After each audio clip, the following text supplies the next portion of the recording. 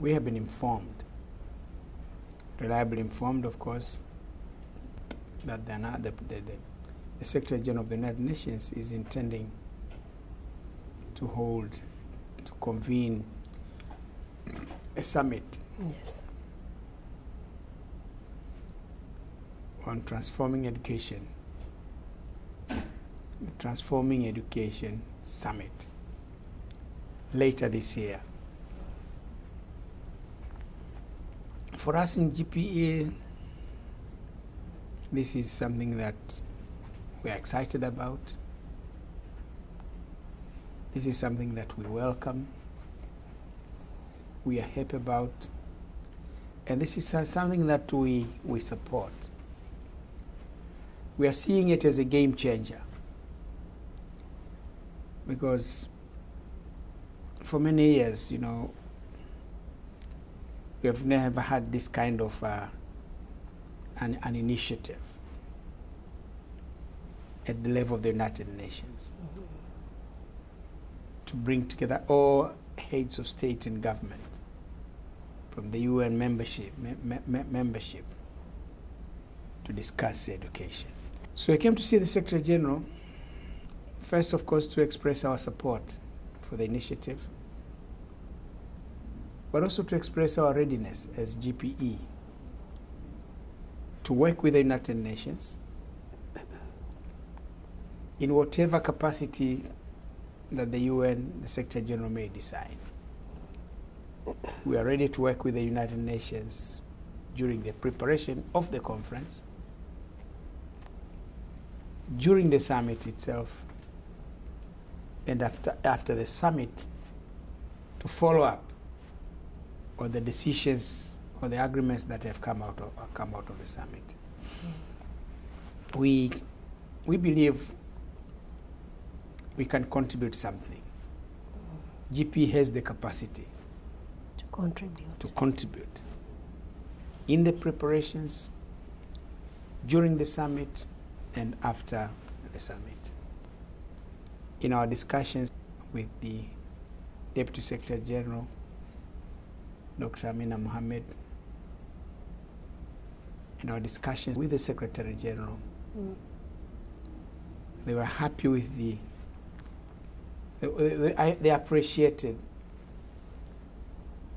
our appreciation for that decision, for our support for that decision. And it appears there have been meeting of minds. The UN also is happy to work with GDP, and both the Secretary General and the Deputy Secretary General have said they are going to look into the modalities of cooperation, but certainly they said the GP is going to be given specific functions, and they like to see the GPE implementing to be quite proactive on those areas. Yes, during the preparations, during the summit, and after the summit. Essentially, that is what brought us here with me and my team. So one of the things that GPE is doing really well, which align to United Nations, is assisting in education. Like, we want to see everyone educated, and we understand you gave out almost $500 million to help in education. Maybe if you can tell us, are there some specific areas which you indicated that fund should go to assist in transforming education, especially to these lower income countries? The objective in GPE is to see children, in disadvantaged children, have access to quality education in the lower income countries, whatever the circumstances. But of course, we have, in doing that, we are quite categorical about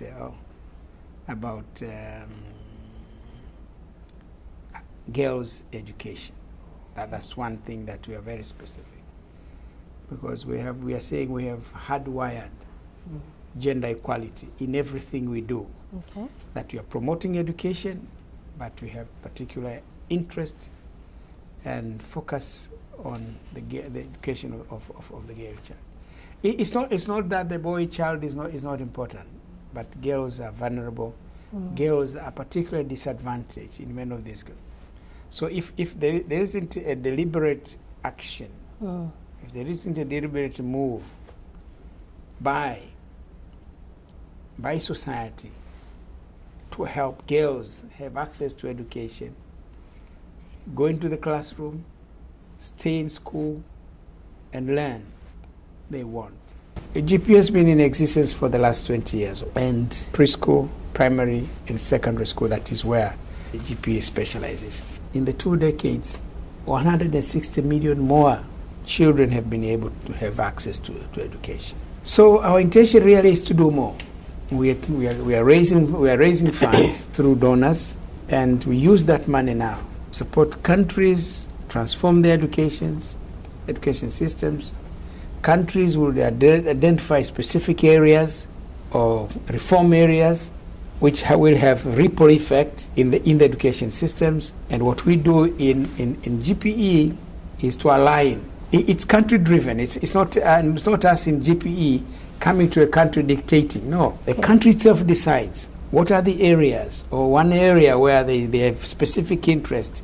They think if we are supported in this particular area, it will have ripple effect into the whole of the education system. You want investors to support almost 1 billion so that you can assist these countries? No, we are looking for 5 billion. 5 billion.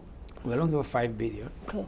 At the London summit, we were able to raise 4 billion. So you need 1 more billion. So we are short of 1 billion. And work of mobilizing that 1 billion. Of course, we are looking for a period of 5 years, up there 2025.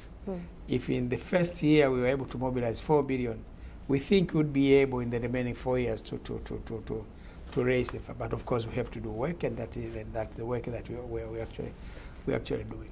So, in our intention, if we get this money, now we think 175 million children will have access to quality education. Do you have an example of a specific program, maybe in a certain country, that has been doing wonders in terms of transforming education system in that area? Well, we have many examples of because there are areas where we have been working with girls. Okay. And twice more girls now are in school than it was 20 years ago. So that's one specific. As we're saying, we have 160 million more children in school. And if we get this replenishment of 5 billion, we'll have 175 million more even. So then, of course, we have been made a lot of progress, but we have been having challenges. And one of the biggest challenges we have had is of COVID. Yes. COVID has been our biggest setback. So we from GPE, we have contributed $500 million, $500 million, to 66 countries to keep students learning, so that, because after COVID outbreak, 1.6 billion schools were closed. Yes. 1.6 billion students were out of school. But before COVID, we were already grappling, because globally we have 250 billion children and young people who are supposed to be in school but are out of school. And then here comes COVID. The situation became more worse. It worsens the situation. Yes. And that is another 1.6 billion are out of school. So our concern is how do we keep children learning? So every country had their own kind of areas of interest. Some were demanding distance learning. We supported them in distance learning.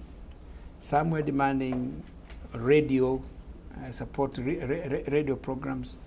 So a number of initiatives. Mauritania got 16 million. Sudan got $62.6 million. Pakistan, 170 million to improve school infrastructure. We have Uganda, 15 million, grant to continue remote learning. Afghanistan, hygiene supplies, resilience. We are saying this is what we have been doing. And to wind up our discussion, we have seen the situation before COVID. We have seen the COVID and how it impacted the world. As GPE chairperson, what do you think countries should do so that next time when we face a pandemic or a situation like this, they are now ready to deal with it? Unlike now, some students were at home and some students were continuing with online education. What COVID really has done, it has revealed the inequality that exists in the world today. In the developed world, schools were closed, but children continued to learn. But in our part of the world, schools closed and children were not learning at all. There is online learning, but for online learning, you have to have the internet. There is no internet in schools. There is no internet at homes. You have to have the laptops. You have to have the smartphones. Here in the developed world, here in America and in the developed world, all these are readily available. They're easily provided. Yeah, they're readily available. If when you need them, you go to Apple Store, you buy them. But for us in Africa, in the developing world, the internet is not there in schools. Laptops are not there. People don't have smartphones. People have phones, but the majority are the small phones. Back home they call them vitochi. The small phones, they're just for communication. Essentially for communication, be able to transfer money transfers, sending messages. But they're not the type of phones that one can rely upon to say, now I can study. I can study using my phone. So this is one of the disparities, one of the inequalities that has really been demonstrated.